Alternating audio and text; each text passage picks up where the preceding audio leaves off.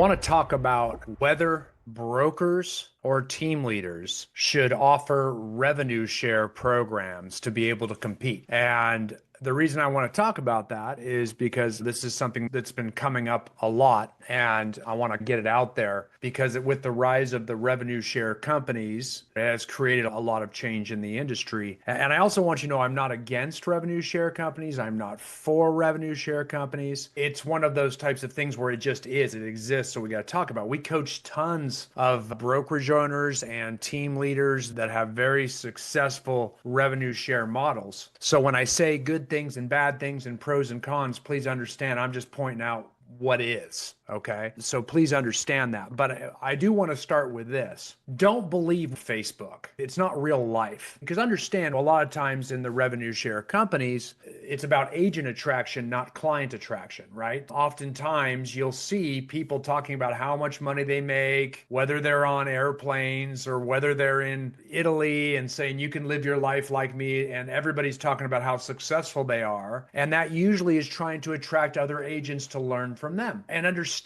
there's a big difference. I know we all know this, but I don't know that we believe it. In fact, I think very few believe it. We all know that, hey, there's profit and then there's agent count and unit count, right? Those are two different things oftentimes. So please understand, profitability is very different. Oftentimes, the people that are doing agent attraction are going to be the louder voices. They're louder because agents are going to see them. And if you're an agent, you're going to see them. It's not client focused. Like watching other people, how they work with their clients is not going to attract a lot of other agents. But speaking directly to agents will. So oftentimes we will have people see, oh, look at how much money they're making and look at all this. And I just need to jump on that bandwagon as so many human beings do. Very important to understand that profitability is a different thing, okay? It's a different thing. So just because you see people perceivedly succeeding at high levels, please don't believe it. It's not often the case. Understand that there's a big difference between those two things. Don't get caught up in the growing companies right now, even if it's not revenue share. I don't want you to get caught up in another company that's growing tremendously right now. That is a natural ebb and flow of real estate business. And there's quite a few different revenue shares companies, and whichever the one's the latest one is the one that's now growing the fastest.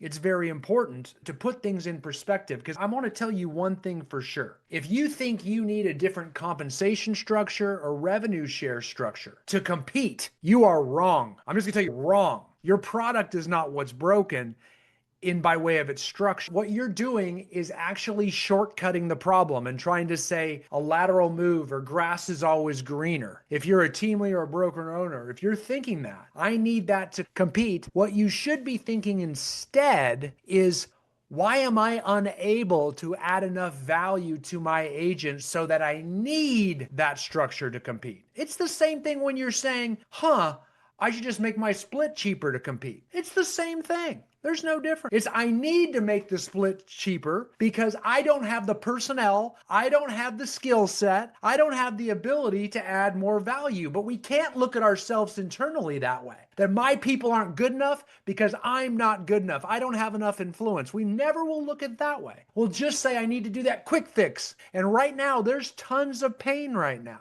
Why? Sales volumes at historic lows. So agents are moving around. You see what I'm saying? So they quickly say, I need that to compete. It can't be me. Guys, understand that. Even at revenue share companies, only a very small percentage of agents have a lot of profit there. And guess what? We coach a lot of the ones that do, and they're the ones that add tons of value too. So the same problem will exist there. Think about it. If you've got a large downline or network or whatever you want to call it of agents that have joined one of those companies because of you, it's the rich get richer there too. It's the ones that add value to that network or downline. It's the ones that coach and train them, that help them sell more real estate, that provide all that value. The vast majority of people that join any brokerage, including the revenue share brokerages, do not get a lot of profit from being there at all because they don't have influence over other agents. Why don't they have influence other agents? Because they aren't able to help them sell more real estate. They themselves haven't. Or they don't like to train other people, or they aren't good with people, or they haven't learned all the different things you can do to get better at it. It's only a select few that make a sizable chunk there. So if you're a broker owner, let's say, and you're going to say, I'm just going to go to a revenue share company and that is going to make all the people join me because of that product. Oh no, it won't. In fact, it'll often make them join around you, join other people instead of you. And guess what? You're going to make money off revenue share. But you'll see the people that make money off revenue share, they're the ones that are actively doing what you should be doing anyway. They're recruiting. If you don't like to recruit, that ain't going to make it any easier. Unless you're just recruiting low producing agents, it really doesn't. Because when sales volume is low producing, agents tend to jump from brokerage to brokerage. But you'll notice the real successful brokerages, they go unfazed. The ones that add a lot of value, just think of the big behemoth on the block, whoever they are, often a local brand, could be a national brand, I don't know. Whoever they are, the one that just where all the top agents go, that have the most market share, they typically are adding the most value to their agents. And they don't get wiped out by revenue share companies. They don't need to change their structure because they're adding value. Understand, revenue share companies make up less than 12% of all the agents in North America, and they've been around for 15, 20 years. They may just be new to your area. They're not a herd of locusts that's going to wipe out the entire crop. They're going to take the agents that aren't receiving value. If they are taking yours, you're not providing enough value. If they're taking just a few of yours, you're going to lose a few agents every now and then anyway. Get back to adding more agents and adding more value. Don't panic because one agent says, I want to do this. Stay with them, stay nice. They'll be back when they start to realize how hard it is to recruit because they're under this spell that they're going to be able to go to a different company and all of a sudden everything's just going to come to them. It doesn't work that way. Agents do move at a very high rate when sales volume is low. And guess what? Sales volume hasn't been lower. So you're going to see a massive migration when sales volume is low. Could be one of the biggest agent migrations ever. So yes, it's a good time for the revenue share companies to be growing because they're the only ones that seem to be focused on growing and adding agent count. If you're not one of those, then you're going to struggle right now. You'll probably lose some and you won't gain any. But you're almost always going to lose some. That's real estate. And that's not new to right now. That's always when there's a lower amount of sales volume. Agents will do anything but do what they need to do, which is work on how to sell more real estate. They will take themselves and all their problems right over to a different brokerage, and then they'll have the same problem. You'll just see that they left you. And it won't be till 2 or 3 years they haven't gone anywhere with it. It's very crucial we avoid those lateral moves. Don't get caught up in a competition that's not real. Agent count is not real. Profit is real. If someone has 200 agents and 190 of them aren't selling it because they just went over there to get in a downline or something, it's not real. I'll see this with real estate teams like you wouldn't believe. Real estate teams are crucial here because now we're seeing a new real estate team out there. It's just brand new. It's, you know what? I've never been able to grow a team myself. I couldn't get agents on my profit doing 50-50 or 60-40s or 70-30s. So I'm going to start a team. And none of you know this is even existing. None of you. You don't even know it exists. So what they do is they will bring on a bunch of agents in their downline and call it their real estate team. They won't have them on splits or anything. So they're just making the small amounts that they get from revenue share, profit share, whatever you want to call it.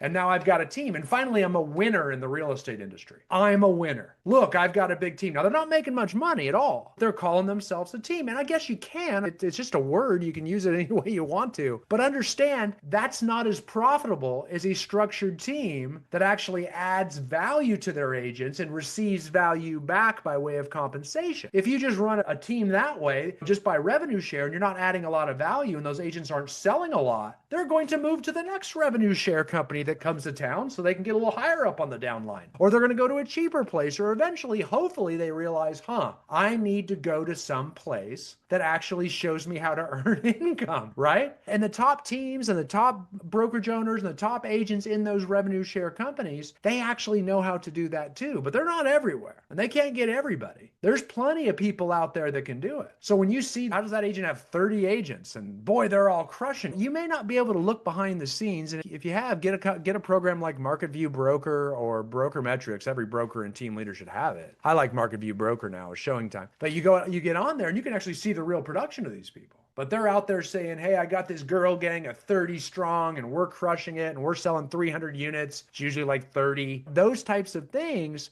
are actually making people make business decisions because they see them on Facebook. And it's just not real. There's no production there. You see what I'm saying? So please understand. Now, sometimes it is real. Don't get me wrong. We coach quite a few agents that really do it, and real teams that work in revenue share companies that do have splits with their agents and do get more profit, and they get the rev share and they get some of the split with their agent too, and that works just fine. So please understand that. I'm not knocking rev share companies. I'm just saying when we're making decisions based on all this stuff out there because agents are moving or leaving you or not choosing you to go to another place, we aren't able to demonstrate the value we provide enough. Now, you can create your own revenue share type models in your brokerage, and we've seen quite a few do that as well too. But again, don't do it if you're just decreasing your profit. There's no difference. That's just like taking your split that's a, I don't know, 80-20 and making it 90-10. You've just cut your profit in half just to get that ego. Now I've got more agents joining. Look at me. But with that, you got to get, we're seeing this across the country right now by real estate agents that are not good business people. They are operating off of emotion. They're real estate agents, not business owners. And they're making decisions based on emotion and impulse from what they hear and see. They have no idea what their bottom line is, no idea how much money they should be making off their agents or off their brokerage or off their team. They have no idea what are good budgets to have and what percentage of revenue they should be generating from their organization. They're just jumping off of emotion. And if that's the case, I would suggest either A, learning how to run your business, or B, go hang your license at someone's office who does.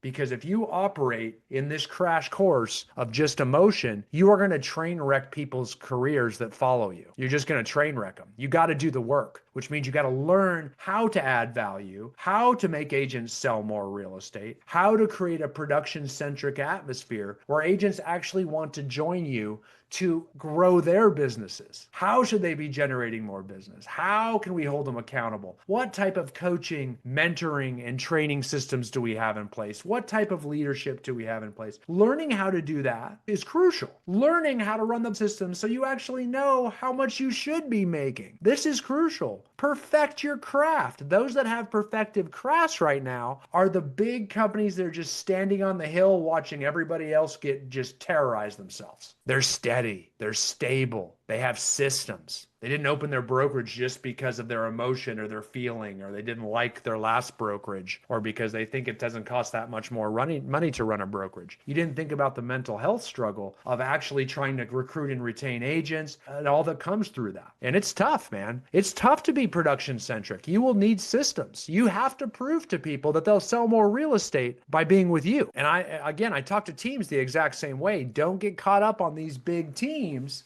just because they're saying their downline's their team. That's fine. There's nothing wrong with doing that, but that doesn't mean they're profitable. And I've seen that a lot with a lot of agents that have struggled and always looked up to these teams that are so structured. And so they all of a sudden now they can say they've got a big team too, but they don't have profitable compensation structures with their agents. That will only last so long. I assure you of that. And many of which are already falling and failing at different parts of the country, depending how long you've seen this happening in your area. These revenue share companies are not new. They have been around for a long time. So we've already seen the rise and fall of this in various areas of the country. Now, the top agents, the ones that grow a lot and the ones that are highly profitable, man, they kick butt. I know who those guys are. I know a lot of them. They're great. We coach a lot of them. They do a heck of a job. So please don't say I'm knocking revenue share. I'm actually talking about any brokerage owner or team leader that's making a knee-jerk reaction to provide a better split to their clients or provide revenue share to their clients because they think they need to do that to compete with all of the up and coming around them. That's what's crucial. We don't want to get talked into that. We don't want to get scared into that. Stay the course and figure out how to make your brokerage better so you can hold the line.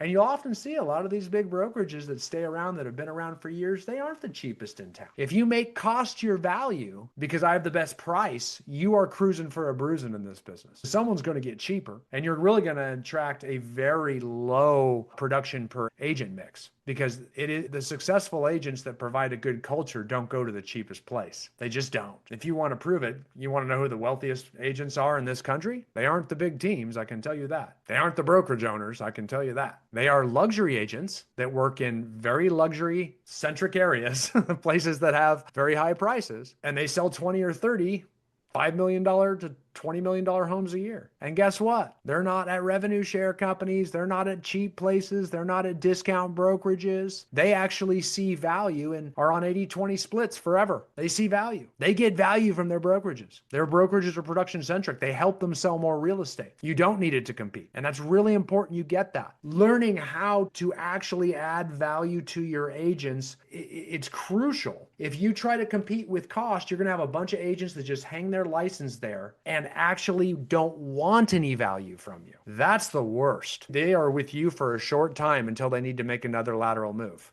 And then you're just going to be one of them. You can grow real fast, but you're going to lose them just as fast. So it's very important. If you do want to enable a revenue share or profit sharing program, please understand, do not doing it at the expense of your profit. That's okay. If you're just in it to help the agents in your office get some passive income, totally okay with that. Totally okay with that. But it better not come at the expense of your income or your profitability. You better be pretty darn profitable or have a really seriously detailed plan to get there. Not that I'm just going to add 100 agents and you've never done anything like that before. Like, we got to really put some structure behind it. I get it if you do, but I can tell you the vast majority of successful brokerages do not have that. Agents don't want that. They want to decide how they're going to earn their own passive income. They'll take as much money as they get and they will invest it in things themselves. That's fine too. So please understand that your value is trying to help agents succeed in their careers. So we need to get better at adding that if we're just making a decision that we need to compete, because that is incorrect. You do not need that to compete. So says 87% of agents out there that aren't needing passive income provided by their brokerage. Make decisions because you want to, but trying to sell a model. I can go back to Coldwell Banker, Century 21, then to Remax, then to Keller Williams, then to EXP, and then all the other Real and all the rest. Selling to your model is not enough to be successful in those organizations. You have to be able to demonstrate value in the first place. That's who rises up in those organizations. And in all of those organizations, a very small percentage rose up. A very small percentage. It was just a small percentage of every one of those models that had profitable brokerages. And what I define as a profitable brokerage is you actually have enough income from your agent population to be able to step out of brokerage,